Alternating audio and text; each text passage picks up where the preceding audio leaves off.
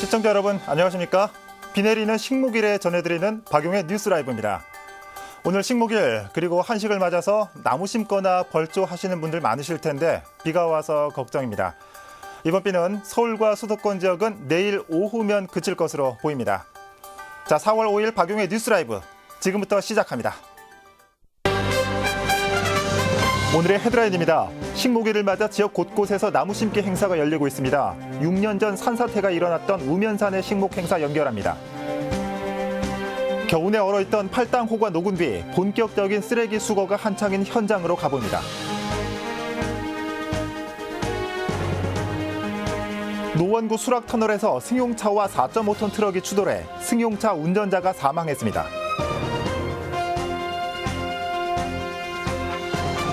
중국인 관광객이 사라진 명동에서 상인들이 울상을 짓고 있는 가운데 관광객을 다변화하려는 움직임이 일고 있습니다.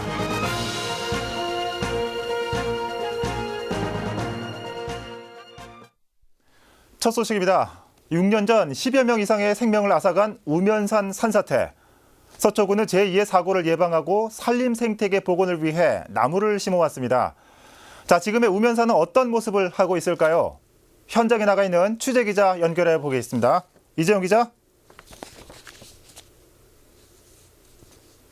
이재영 기자. 산사태 복구지 앞에 나와 있습니다. 예. 우면산 산사태가 일어난 지 어느덧 6년이 지났습니다. 지금 현재 우면산의 모습은 어떻습니까?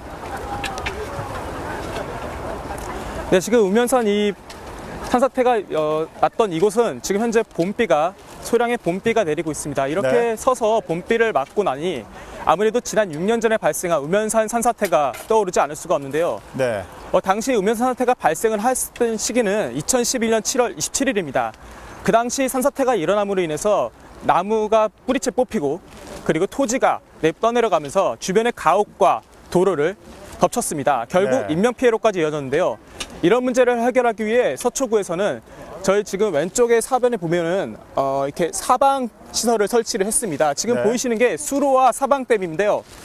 이렇게 설치된 사방 시설은 1년에 총 2번, 봄과 가을을 나눠서 현장 점검이 나오게 되고요.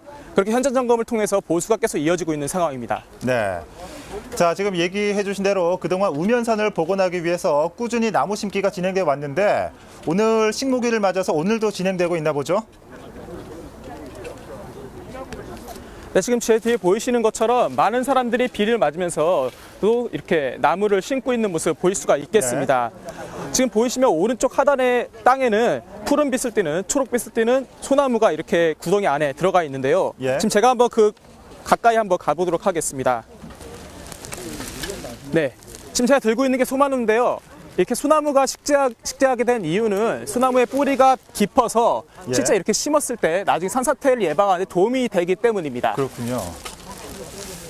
자, 이재용 기자 어떻습니까? 이 훼손됐던 우면산의 경관 한층 더 좋아졌습니까? 앞으로 좀 계획도 좀 짚어주시면 좋을 것 같습니다.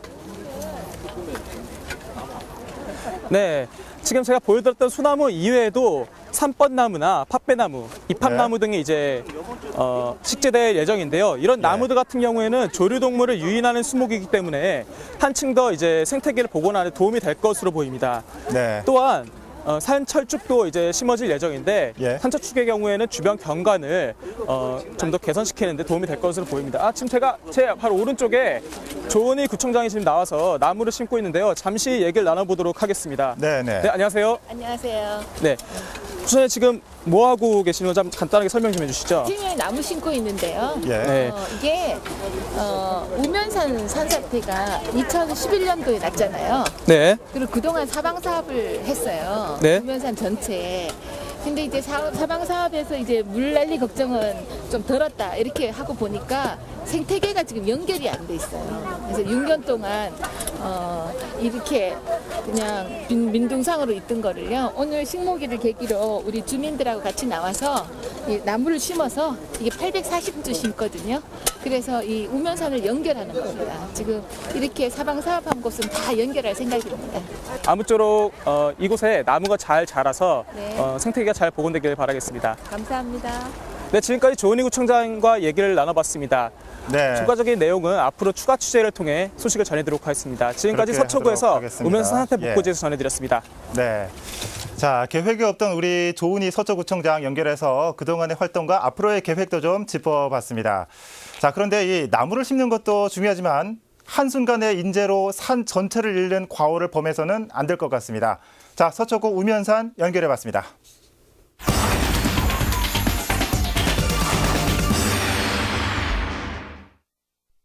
네, 해마다 봄이 오면 팔당호는 쓰레기를 치우기 위해 팔을 걷어붙여야 합니다. 이 강물이 얼어서 치우지 못했던 팔당호 물가에 겨우내 방치돼 있던 쓰레기를 치우는 일입니다. 자, 팔당호 대청소가 시작됐습니다. 김정필 기자입니다. 수도권 2,600만 주민들의 상수원인 팔당호에 쓰레기들이 널려 있습니다. 손에 섬에 얼음이 얼면서 치우지 못한 쓰레기가 여기저기 방치되어 있습니다. 물줄기가 합쳐지는 섬이라 떠내려오는 쓰레기가 더 많아 해마다 몸살을 앓는 곳입니다.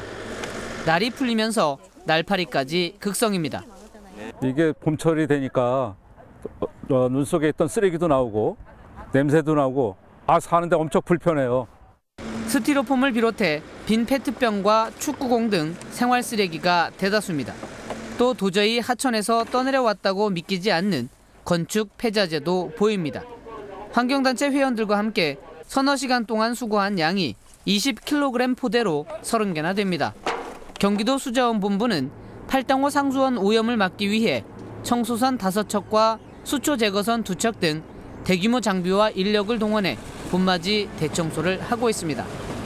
작년에 그 집중호우로 쓰레기들이 많이 밀려와 있고요. 겨우내 이렇게 쓰레기들이 쌓여 있게 됩니다. 그래서 이제 해빙이 되면서 그 지천에 널려 있는 그 쓰레기들을 저희들이 이렇게 치울 계획입니다. 식수오염을 막기 위해 쓰레기를 주워 치우고 수초를 제거하는 데 드는 비용도 만만치 않습니다. 극심한 가뭄이 들었던 2014년과 15년을 제외하고 쓰레기 수거량은 2배 가까이 늘었고 예산은 3배 증가했습니다. 경기도 수자원본부는 봄맞이 대청소를 시작으로 팔당호의 수질오염을 막기 위해 순찰을 강화할 계획입니다. 딜라이브 서울경기 케이블TV 김정필입니다. 이처럼 수도권 주민들의 생명수인 팔당 상수원에 해마다 쓰레기가 흘러들고 있어 골머리를 앓고 있습니다. 이 댐을 없애지 않는 이상 해마다 반복될 수밖에 없다는데요. 청소선을 타고 팔당호에 나가 있는 취재기자 불러보겠습니다. 김정필 기자. 네, 수도권 2,600만 주민들의 상수원인 팔당호에 나와 있습니다. 네, 이 팔당호면 수도권 식수원이죠. 그런데 이 쓰레기를 바로바로 치우는 게 아니었나 보네요. 네, 그렇습니다. 평소라면 순찰을 돌며 바로바로 쓰레기를 치우겠지만 겨울철에는 팔당호가 얼기 때문에 쓰레기를 치우지 못합니다. 그래서 얼음이 풀리고 봄이 올 때를 기다려 대대적인 청소를 해야 하는데요. 지난달 20일 대청소를 시작했는데 6월 중순까지 계속해야 청소가 마무리됩니다. 팔당호 둘레는 77km에 달하고 남양주시와 광주시, 하남시, 가평군, 양평군에 접해 있습니다. 네, 지금 화면으로 봐도 이 꽤 많은 쓰레기들이 수거되고 있는데 오늘 아침에 수거된 양은 얼마나 됩니까? 네, 앞서 리포트에서도 보여드렸는데요. 각종 생활 쓰레기를 비롯해 건축 폐자재 등 다양한 쓰레기들이 수거되고 있습니다. 지금 보슬비가 내리는 가운데 작업을 하고 있지만 빗줄기가 굵어지면 작업을 중단해야 합니다. 제가 타고 온 청소선에도 벌써 40개가 넘는 쓰레기 포대가 쌓여 있습니다. 보통 하루에 20kg짜리 포대 60여 개 분량의 쓰레기를 수거하는데요. 네. 지금까지 수거한 양은 10여 톤에 달합니다. 또 고사한 수초도 제거해야 하는데요. 수초가 쓰레기와 함께 부패하기 시작하면 수질 오염이 되기 때문에 네. 수초 제거선 2척이 청소선을 계속 따라다니고 있습니다. 예. 그런데 김 기자, 이 생활 쓰레기 같은 경우에는 누군가가 버린 것일 텐데 단속에 어려움이 있다고요. 이유가 뭡니까? 네, 팔당호에 밀려드는 쓰레기는 행락객들이 버린 것으로 추정되지만 네. 하천을 따라 흘러내려온 것이라 단속할 방법이 사실상 없습니다. 그렇군요. 이 때문에 팔당호뿐만 아니라 팔당호 지류라 할 수 있는 지방 하천들도 관리를 하고 있습니다. 지방 하천을 관할하는 지자체와 환경단체 등이 함께 쓰레기를 줍고 또 단속하고 있지만 지역의 광범위에 어려움을 겪고 있습니다. 예. 봄을 맞아 꽃놀이가 시작되면서 상수원 보호구역 내에서의 수질 오염 행위가 늘어날 것으로 보고 순찰을 강화하고 있습니다. 예. 어떤 행위들이 단속이 되고 또 어떤 처벌을 받게 되는지 좀 짚어주실까요? 네, 우선 행락객들이 가장 많이 단속되는데요. 무석 행위로 적발되는 경우도 있습니다. 네. 그런데 이들 대부분은 계도를 하고 돌려보내는데요. 몰래 낚시를 하다 적발되거나 자동차 세차를 할 경우 고발을 당하고 수도법에 의해 2년 이하의 징역이나 2천만 원 이하의 벌금에 처해집니다. 네. 자, 어쨌든 우리 식수원이니까 잘 관리돼야 될 것 같습니다. 김정필 기자 수고했습니다. 네, 지금까지 경기도 팔당호에서 전해드렸습니다. 네. 팔당호 현장에 나가 있는 취재 기자 연결해봤습니다.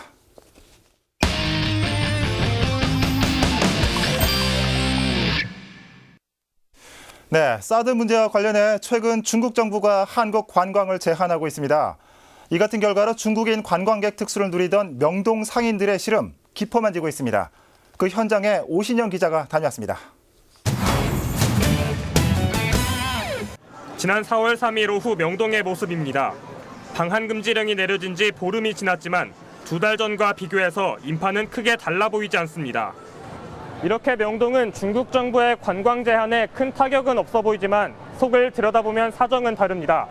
대부분을 일본이나 동남아 국가의 관광객들이 차지하고 있습니다. 중국인 대신 일본인이 부쩍 늘고 있다는 게 관계자의 설명. 한국분이 난가이 5回目です。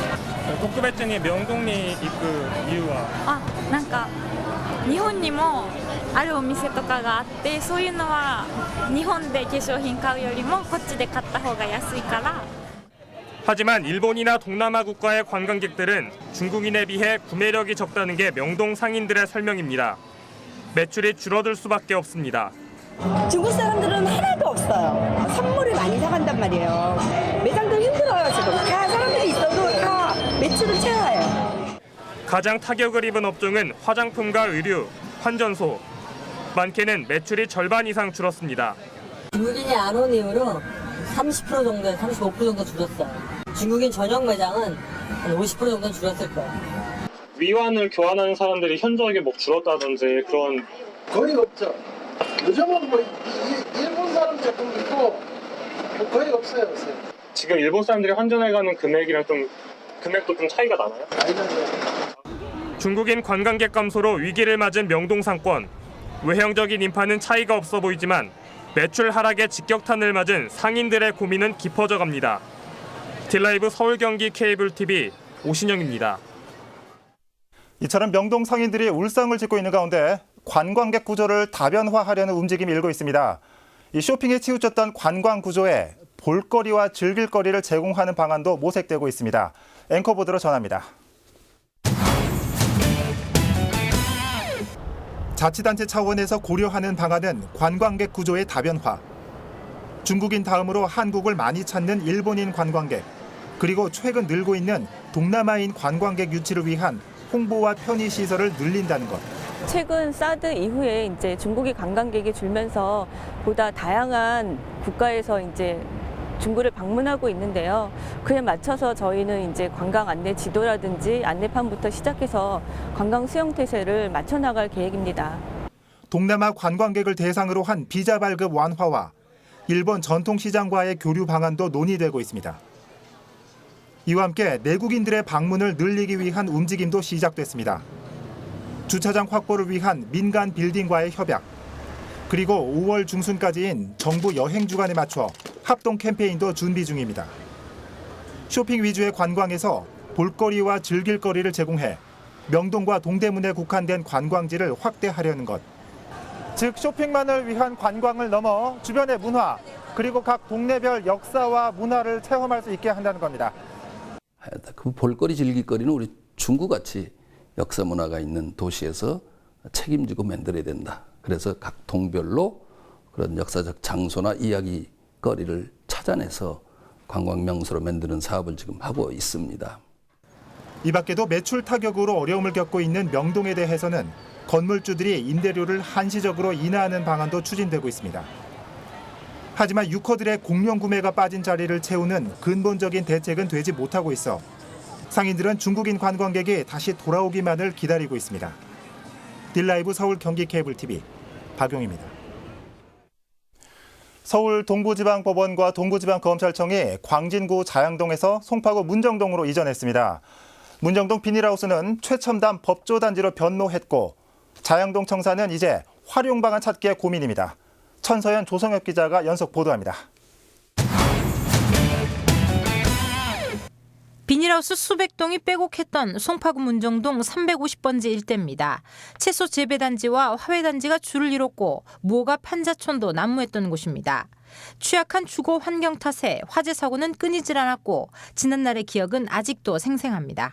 그냥 하우스 속에서 살았어. 사람들이? 응, 그 판자촌이야. 우리 가게 옆에 사람들 다 거기서 살았어. 그리고 거기서 이제 그냥 빈 땅은 하우스에서 농사 짓고 그래갖고 가락시장에다 내고 그러더라고. 사람들에게 비닐하우스촌으로 기억됐던 그곳 문정동 비닐하우스 단지가 변화를 꾀했습니다. 전체 32만 제곱미터 규모, 핵심은 법조단지입니다. 광진구 자양동에 있었던 동부지방법원과 검찰청이 옮겨왔고 법원은 이미 준공식을 끝내고 업무도 시작했습니다. 법원과 검찰청 인근에는 법무부 부속시설인 보호관찰소와 구치소가 지어졌으며 조만간 성동구치소도 빌딩형으로 지어진 이곳 구치소로 이전해올 예정입니다. 법정이 좁고 대기 공간도 비좁았기 때문에 상당히 어려움을 많이 겪고 그것이 또 민원으로 연결돼가지고 상당히 고성이 오가는 경우도 있고 그랬었습니다. 그런데 저희가 이제 문정동 신청사로 이전하면서 거의 한 재판부가 한 법정을 독점적으로 이용할 수 있을 정도의 그런 시설이 갖춰졌고 이뿐만이 아닙니다. 이 일대에는 법조단지 이외에 첨단 업무시설도 함께 들어섰습니다. 비즈니스와 연구, IT 융합 등 전체 2천여 개 달하는 중소벤처기업들은 속속 입주를 시작했고 발맞춰 상권도 생겨났습니다. 비닐하우스촌은 이제 상주 인구 3만 5천여 명 그리고 2만 명 이상의 고용 창출 효과를 거둘 하나의 거대 도시가 된 겁니다.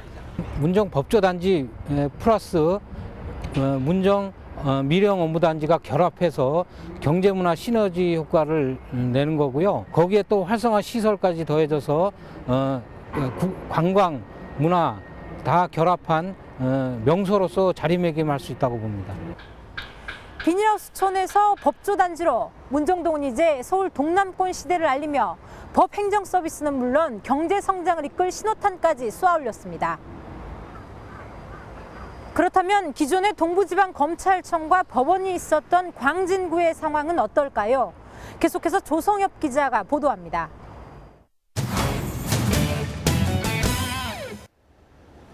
동부지법이 있던 자리입니다. 보시다시피 이렇게 텅 빈 채 굳게 문이 닫혀져 있습니다.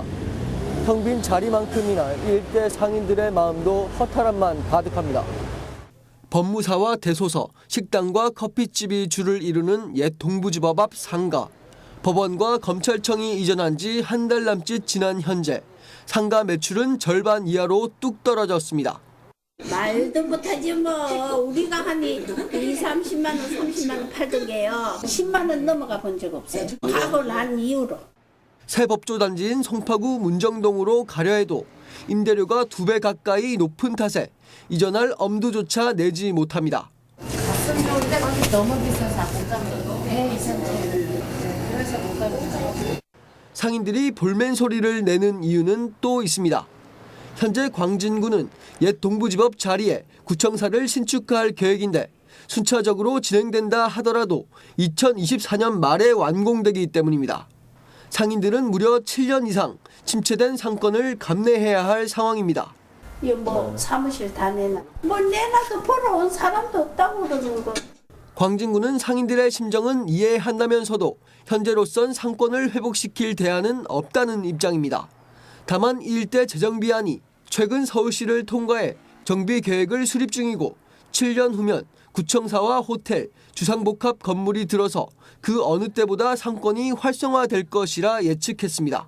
청사는 이제 독립적으로 쓰고요. 나머지 이제 호텔, 그다음에 아파트, 판매 시설 이런 것들은 이제 주상복합 형태로 활성화될 거라고 보고 있어요. 앞으로 수년 동안 전에 없던 침체기를 견뎌야 하는 상인들. 반면 수년 후면 전에 없던 화랑을 보장한다는 광진구. 동부지법이 떠나면서 시작된 여파는 오랜 시간 지속될 것으로 보입니다. 딜라이브 설경기 케이블 TV 조성엽입니다. 2017 석촌호수 벚꽃축제가 오는 9일까지 석촌호수 일대에서 개최됩니다. 먼저 축제 기간에 공공예술 프로젝트로 스위트 스완이 석촌호수 동호에 공개됩니다. 스위트 스완은 러버덕으로 유명한 호프만의 작품으로 길이 16m에 달하는 아기 백조입니다. 이외에 축제 기간 동안 별별 공연과 콘서트, 걷기 대회가 예정돼 있고 9일 오후에는 딜라이브 케이블 방송의 청춘 노래자랑도 예정돼 있습니다. 한편 석촌 호수에는 천여 그루의 왕벚나무가 있어 매년 60만 명 이상의 국내외 관광객들의 벚꽃놀이 명소입니다.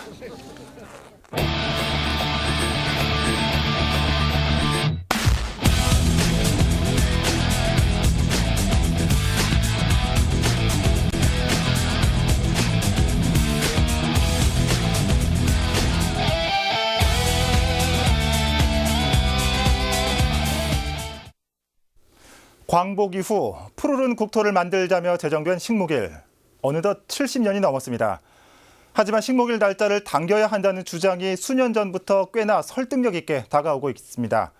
자, 지구 온난화.